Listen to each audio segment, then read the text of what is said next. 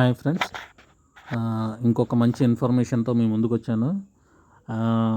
మనకి 2020 నుంచి 2025 వరకు ఈ 5 ఇయర్స్లో టాప్ 10 గ్లోబల్ రిస్క్లు ప్రతి ఇయర్లో ఏమేమి వచ్చాయి అంటే మీరు ఈ స్క్రీన్ మీద బాగా చూడొచ్చండి.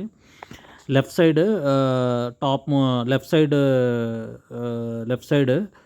2020 అని ఉంది కదా. ఫస్ట్ చూసుకుంటే పాండమిక్ వచ్చింది, climate change, cyber security, geo politics, social tension, ఇలాగా తీసుకుంటే టాప్ 10. లాస్ట్ వచ్చి పొల్యూషన్. ఇక్కడ చూడండి మీరు, ఏఐ 2021లో 10th ప్లేస్లో ఉందండి.